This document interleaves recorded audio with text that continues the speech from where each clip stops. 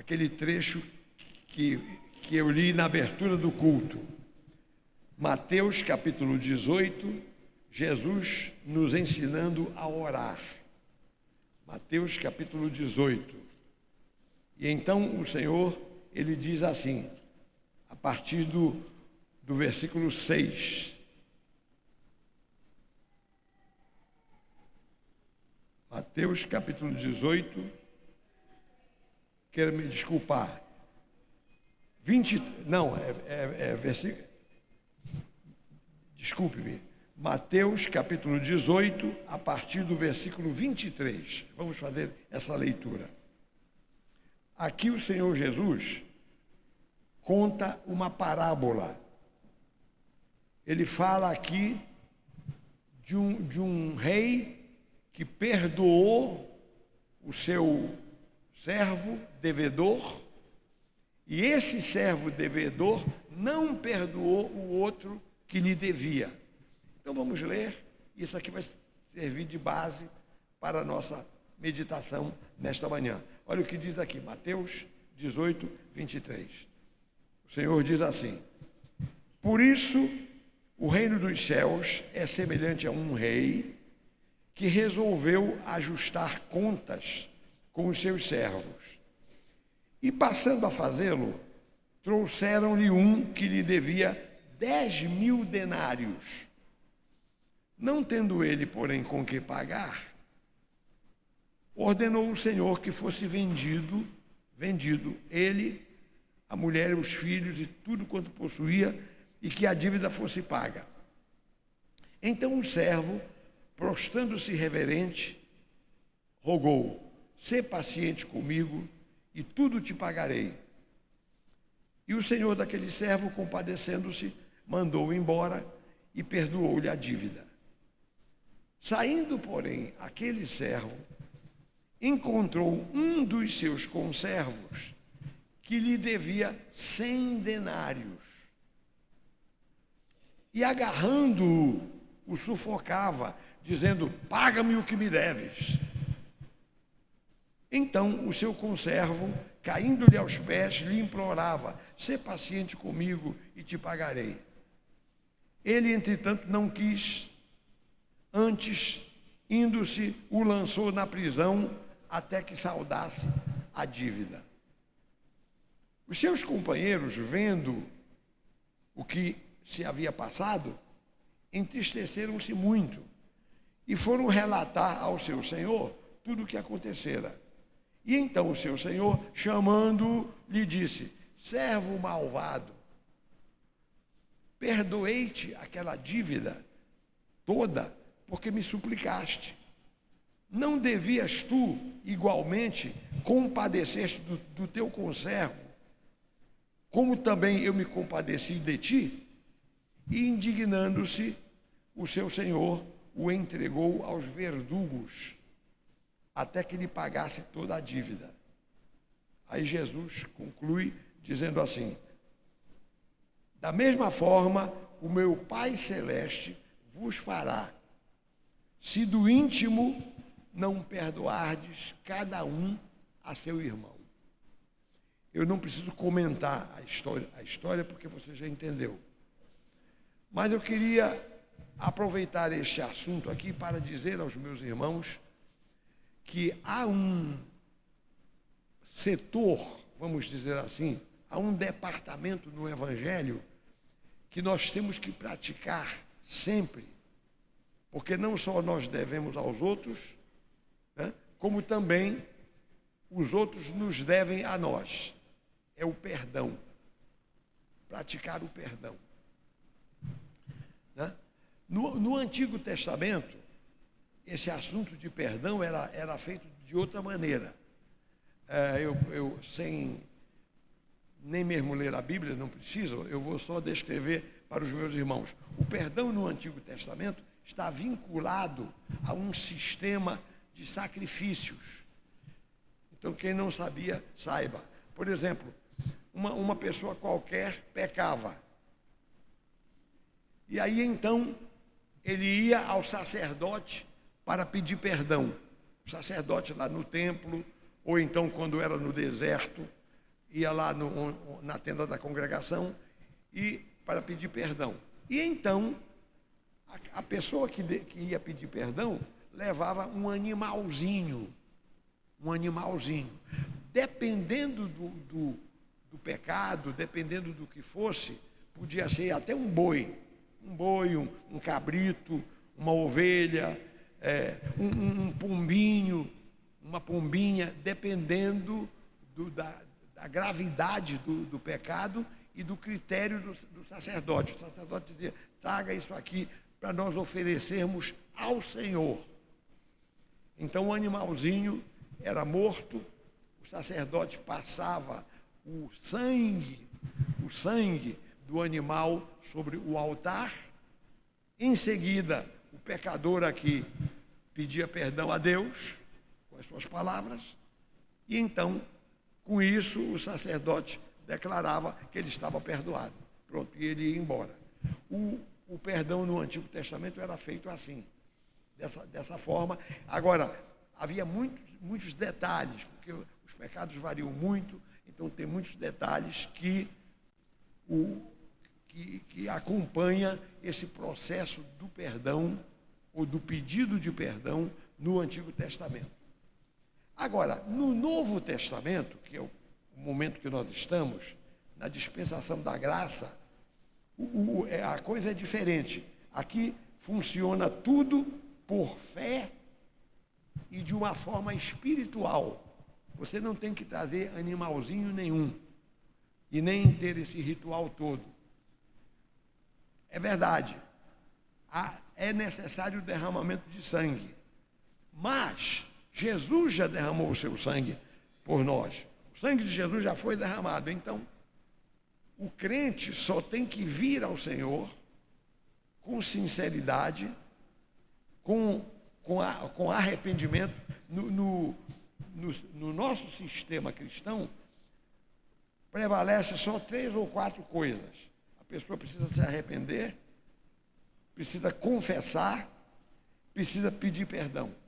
Essas 3 coisas. E aí, em seguida, vem o perdão dado por Deus. Então, o crente pode, se quiser pedir ajuda a algum irmão, pode pedir. Nós, pastores, por exemplo, para isso existe gabinete pastoral. Nós, pastores, tomamos conta da igreja. Nós ajudamos a todos os irmãos. A maioria dos irmãos consultam o pastor nisso e daquilo. E o nosso trabalho é justamente ajudar os irmãos para que todo mundo esteja em paz na presença de Deus. Amém, meus irmãos? Pois bem, então é assim. Temos aqui, por exemplo, essa expressão aqui, na primeira carta de João, capítulo 1. Pode abrir, por favor. Primeira carta de João, capítulo 1, a partir do versículo 6. Olha o que diz aqui a palavra. Se dissermos que mantemos comunhão com Ele e andarmos nas trevas, quer dizer, no pecado, mentimos e não praticamos a verdade. Se, porém, andarmos na luz, como Ele está na luz, mantemos comunhão uns com os outros, e o sangue de Jesus, seu Filho, nos purifica de todo o pecado. Quem pode dar glória a Deus? Quer dizer, a gente confessa ao Senhor, né? E o sangue de Jesus nos purifica. Não tem que trazer animalzinho nenhum. O sangue de Jesus já foi derramado e pela fé e espiritualmente o sangue de Jesus entra em ação mediante o nosso arrependimento. Se nós pecamos, cometemos alguma coisa que desagrada a Deus e então somos perdoados. E aí continua João dizendo o seguinte, versículo 8. Se dissermos que não temos pecado nenhum, a nós mesmos nos enganamos e a verdade não está em nós. Se confessarmos os nossos pecados, Ele é fiel e justo para nos perdoar os pecados e nos purificar de toda a injustiça. Até aqui. Então você está vendo, para o perdão de pecados de um crente qualquer dos irmãos que fizer alguma coisa que não deve fazer e que você está com a sua consciência pesando, porque entra a questão da consciência, né? Então, a consciência te acusa, então você vai responder a isso com o arrependimento. Você vai se arrepender de todo o coração, você dobra os seus joelhos, você pode inclusive resolver o seu problema sozinho. Se você, no entanto, quer ajuda, você pede ajuda. Se é uma coisa que você, então, exige uma instância superior, você vem ao pastor. De modo que o assunto de perdão é uma questão totalmente espiritual. É entre você e Deus. Agora, repito, se quiser ajuda, o seu irmão na fé ajuda, o pastor ajuda, enfim, temos que nos ajudar uns aos outros nessa questão do perdão. Muito bem. Então é assim. Agora, eu vou considerar com os meus irmãos umas coisas práticas, umas questões práticas. Por exemplo, venha comigo aqui para Mateus capítulo 6. Vamos ver aqui em Mateus capítulo 6, o que é que diz a palavra de Deus. Mateus, no capítulo 6, versículo 12 em diante. Olha o que diz aqui a palavra. Mateus 6, 12. Aqui é o que eu li ainda agora, o Pai Nosso.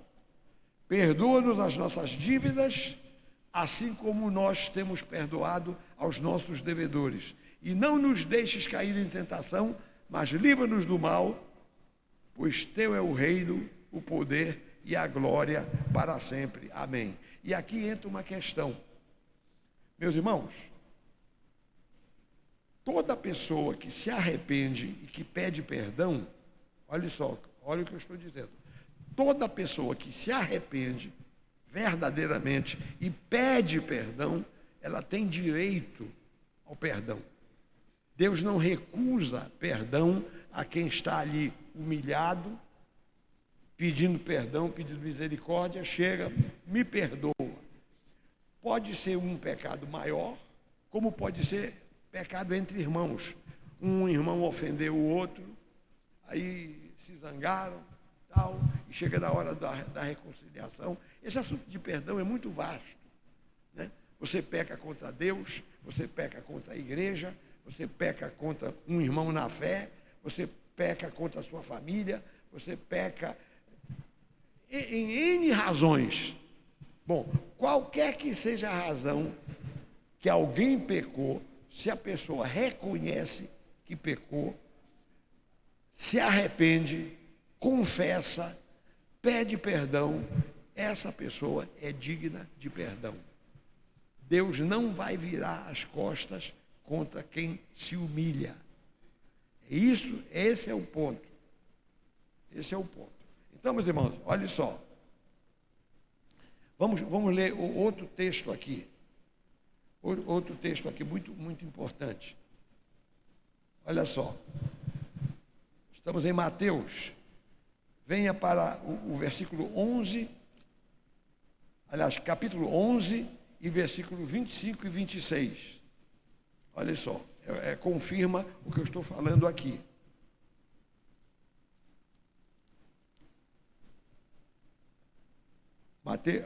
Desculpe que não é Mateus, é Marcos. Marcos capítulo 11. Eu tenho muitos textos para ler esta manhã e eu misturei aqui. Mas é Marcos 11, 25, 26. Diz assim a palavra. E quando estiverdes orando, olha só, quando estiverdes orando, se tendes alguma coisa contra alguém, o que é que está dizendo? Perdoai, né? Para que vosso Pai Celeste vos perdoe as vossas ofensas. É aquela coisa, quem perdoa pode ser perdoado. Quem não perdoa não é perdoado. Diz aqui, Quando estiverdes orando, se tendes alguma coisa contra alguém, perdoai, para que vosso Pai Celestial vos perdoe as vossas ofensas. Mas se não perdoardes, também vosso Pai Celestial não vos perdoará as ofensas.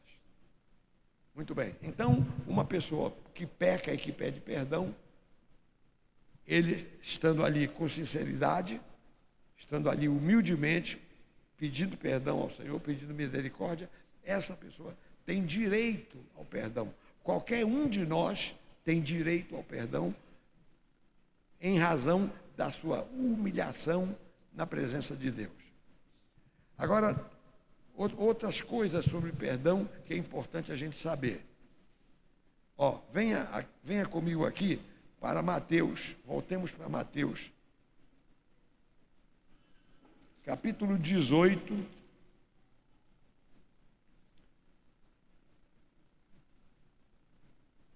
veja aqui, versículo 15 em diante. Mateus 18, 15. Diz assim: se o teu irmão pecar, está entre aspas ali, contra ti, ou contra quem quer que seja. Se o teu irmão pecar, cometer um pecado, vai arguí-lo entre ti e ele só. Então você sabe de um irmão que está fazendo um negócio errado, você chega com o irmão e diz: olha, vem cá, nós somos irmãos em Cristo e estou sabendo que você está fazendo isso assim, assim, assim, então não está certo, eu quero te ajudar, quero orar com você, te arrepende, muda o seu comportamento. Aí está dizendo aqui, se te ouvir, se ele te escutar, se aceitar, né, ganhaste a teu irmão. Aí você vai ajudar esse irmão a se levantar. Né? Agora, versículo 16: se porém não te ouvir, toma ainda contigo uma ou duas pessoas, para que pelo testemunho de duas ou três testemunhas, toda a palavra se estabeleça. Muito bem. E se ele não os atender, dize-o à igreja. Quer dizer, você faz uma tentativa sozinho, a pessoa não atendeu. Aí você leva dois com você, para servirem de testemunhas. Se a pessoa atender, está salva a situação. Se não atender, aí está dizendo, dize-o à igreja.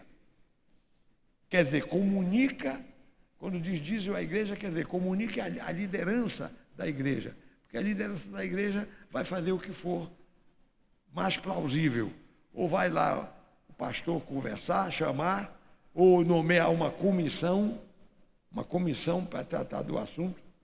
O fato é que a igreja oficialmente toma conhecimento do assunto. Deixa de ser o irmão sozinho lá que está pecando e o outro que sabe foi lá falar com ele. Não atendeu, leva mais dois. Não atendeu, traz para a igreja. Aí a igreja vai tomar as decisões cabíveis, inclusive até mesmo disciplinar. Então a igreja vai disciplinar. Olha só. Diz a palavra, eu estou lendo o versículo 17, leia o versículo 18. Em verdade vos digo que tudo que ligardes na terra terá sido ligado nos céus, e tudo que desligardes na terra terá sido desligado nos céus. Então veja que isso é um assunto de perdão, é um assunto do coração da pessoa e é um assunto de nível espiritual. É um assunto que a pessoa tem que se entender com Deus e tem que ser ajudada muitas vezes para fazer isso. Muito bem. Então, aí está, meus irmãos. Aí está. Engraçado que o apóstolo Pedro perguntou para Jesus. Leia aqui, versículo 21. Estamos no capítulo 18 de Mateus, versículo 21. Pedro, aproximando-se, lhe perguntou: Senhor, até quantas vezes o meu irmão pecará contra mim, que eu vá lhe perdoar? Até 7 vezes?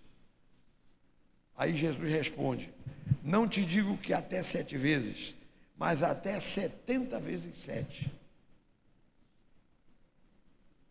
Então, assim, 70 vezes 7 quer dizer, O perdão é ilimitado, desde que a pessoa se arrependa.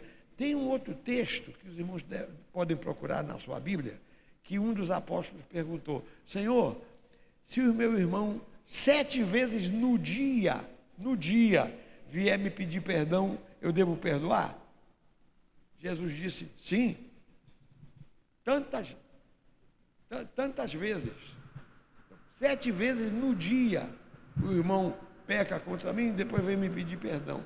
Fica parecendo uma brincadeira. Mas Jesus, no entanto, para mostrar, não é que ele está dizendo, não é que ele esteja estabelecendo aquela regrinha errada. Pequei, perdão.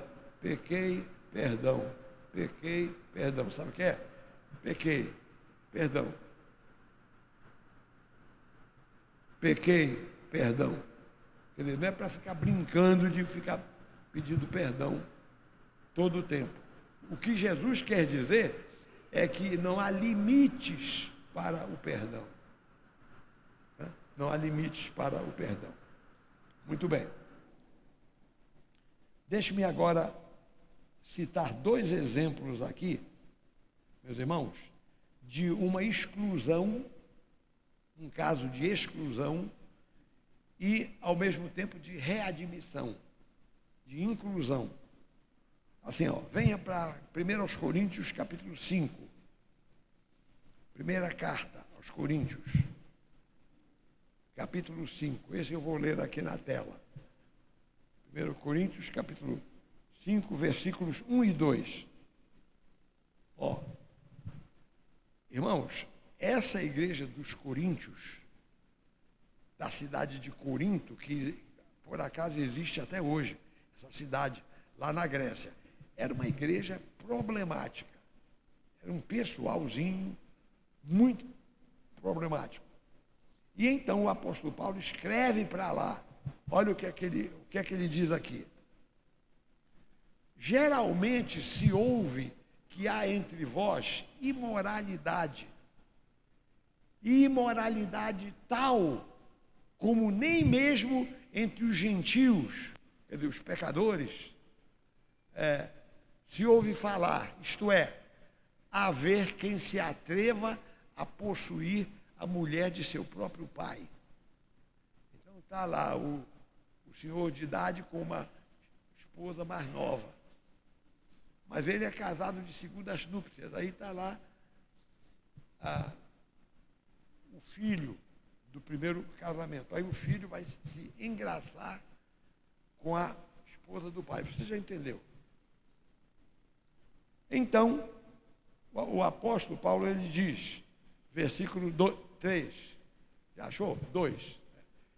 Diz assim: e contudo, andais vós ensoberbecidos, e não chegastes a lamentar, nem lamentaram uma desgraça dessa, né? Para que fosse tirado do vosso meio quem tamanho ultraje praticou. Então o apóstolo Paulo repreendeu a igreja dos Coríntios por tolerar o pecado no seu meio. Quer dizer, o homem querendo se aproveitar, ou já se aproveitando, se metendo com a esposa do pai.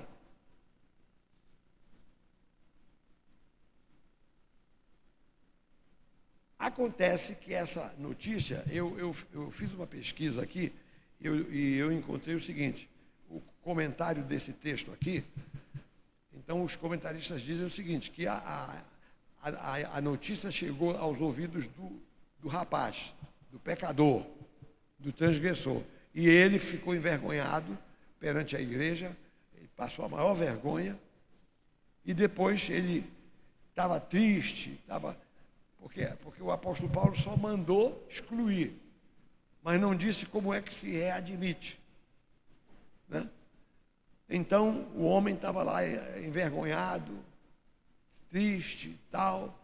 Aí o apóstolo Paulo, na outra carta, veja aí, 2ª carta aos Coríntios, aqui é a readmissão.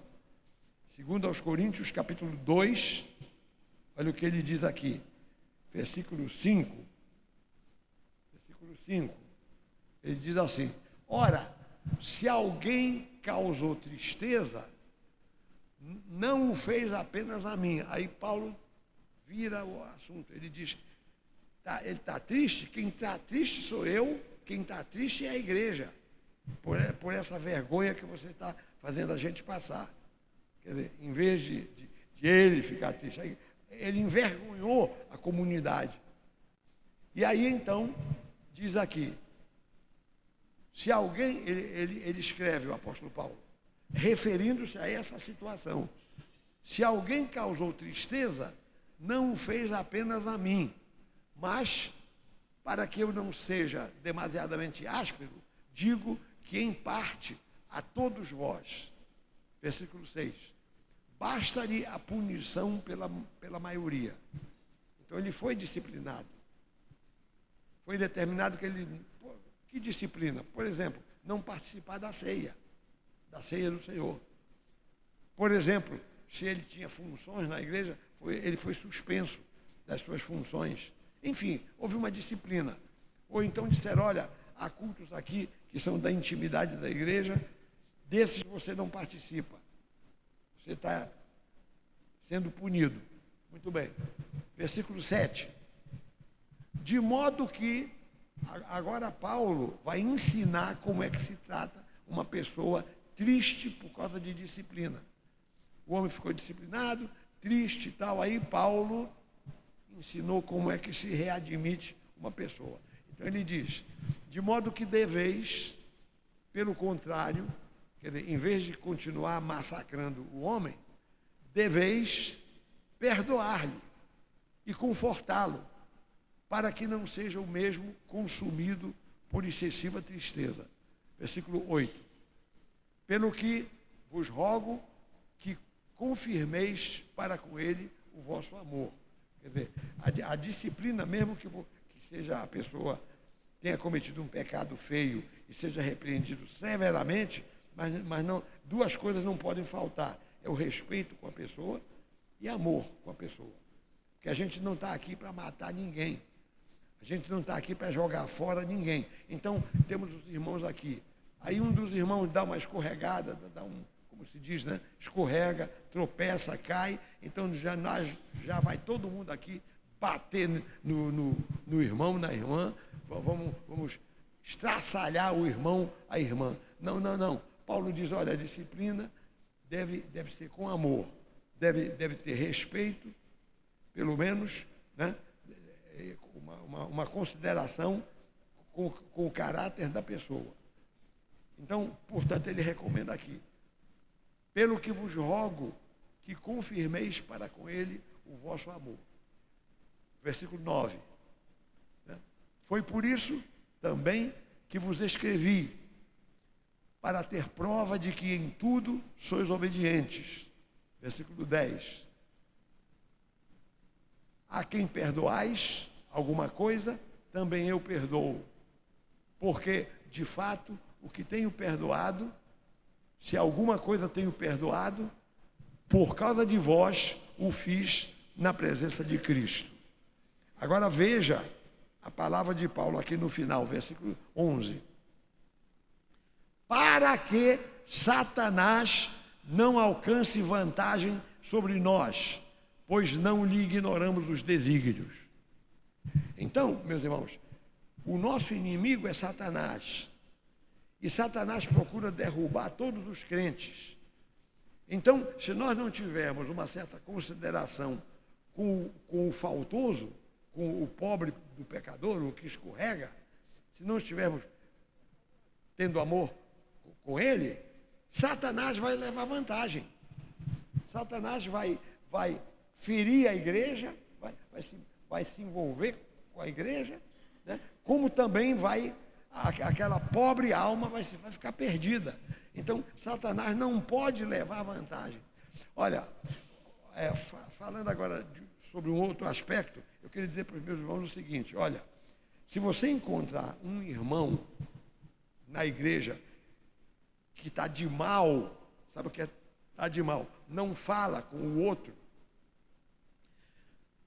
você está dando vantagem para Satanás. Eu pastor Valmir Cohen, vivo em paz. Embora eu não conheça todos os pastores, mas eu tenho uma predisposição a ter uma boa relação com todos os pastores do Rio de Janeiro. Eu não posso ter encrenca com pastor nenhum, porque senão Satanás vai levar vantagem. Vai vencer a gente. Então a gente prega sobre amor e na hora de praticar o amor, não se pratica. Né? É claro que o amor não exclui a disciplina, mas mesmo o disciplinado deve ser disciplinado também com amor, com consideração, para que a alma seja salva. Tem um outro texto ali onde Paulo diz assim, que a pessoa seja entregue a Satanás para que o corpo seja salvo no dia do juízo. Então, a intenção nossa aqui é ensinar todo mundo a fazer o bem. A nossa intenção aqui é ensinar todo mundo a se enquadrar na vontade de Deus. Né? Todo mundo viver em paz uns com os outros. Quando houver um problema qualquer, a gente tem que estudar o assunto e temos que estudar um meio de restaurar o bem, restaurar o pecador, restaurar a situação e tudo entrar naquela normalidade que é a vontade de Deus. A normalidade que é justamente o plano do Evangelho para as nossas vidas. Viu, meus irmãos? Então é assim, essa palavra eu queria falar para os meus irmãos, porque, na verdade, o mal deve ficar fora da igreja. Não deve ficar aqui dentro, não. Como é que a gente expele o mal para que o mal não fique na igreja? É quem está praticando o mal faz essas coisas que nós mencionamos aqui. Reconhece que praticou o mal, se arrepende, confessa, pede perdão. Não é assim. Então, o caminho é simples. Já vieram alguns novos convertidos falar comigo como se eu fosse, assim, digamos, um sacerdote católico. Olha, eu vim aqui me confessar. Aí eu disse assim, olha, vamos confessar para o Senhor Jesus. Se quiser compartilhar comigo, mas não por obrigação de um rito de confissão. Não. Porque ajoelha, confessa para o Senhor Jesus. Mas já veio muita gente ao longo da minha vida, né, como se eu fosse um sacerdote católico romano e tal, e vinha me confessar. Ok. Só que faz assim, vamos fazer melhor. Vamos nos ajoelhar e você faz uma oração e você confessa ao Senhor. Senhor, fiz isso. Agora, eu estou aqui te apoiando e vou orar por você para que o Espírito Santo alegre o teu coração e esse assunto saia e desapareça, para nunca mais voltar. Amém, meus irmãos? Amém? Glória a Deus. Recebam essa palavra. Todo mundo aqui tem o coração aberto para perdoar. Todo mundo aqui tem o coração aberto para considerar o seu irmão, sabendo que qualquer um de nós pode falhar. Qualquer um de nós pode cometer um deslize. Qualquer um de nós pode... Estamos todos sujeitos. Todavia o Senhor é misericordioso. Ele nos perdoa. E Ele quer que nós nos perdoemos uns aos outros. Às vezes acontece alguma coisa que nos choca. Situações que são chocantes para nós. Então a gente toma aquele susto, tomou o susto, ok, ficamos assustados ali 2, 3 dias, 4 dias, depois a gente se recompõe e vamos partir então para a nossa obrigação, que é saber como é que o faltoso está lá e vamos abençoar o faltoso. Olha, aqui na nossa igreja, eu vou contar um detalhe aqui da nossa igreja. Os irmãos nunca nos viram aqui, inclusive quem nos acompanha desde o templo antigo, o templo velho, vocês nunca nos viram trazer a público o pecado de qualquer irmão. A nossa forma de trabalhar é assim: Nós, pastores, tratamos dos irmãos. Quem está em falta, olha, ao longo da nossa história, tem aparecido irmãos aqui, pessoas com problemas, desculpe-me a palavra, problemas cabeludos, problemas pesados. E nós nunca expusemos o irmão perante a igreja. Dizer, olha, o irmão fulano aqui está assim, assim, assim. Mesmo pessoas que nós disciplinamos. Nós por exemplo, devo eu confessar aqui, já aconteceu ao longo da minha vida toda, como pastor, uns 4 ou 5 casos que eu mandei a pessoa sair da nossa igreja e procurar outra igreja. Digo, olha, aqui já não dá mais para você, sabe? Procura uma outra igreja e tal. Eu nunca expus qual era o pecado, qual era o problema daquela pessoa que me obrigou a fazer isso. Nunca expus nem para a igreja nossa e nem para outra lá para onde ele foi.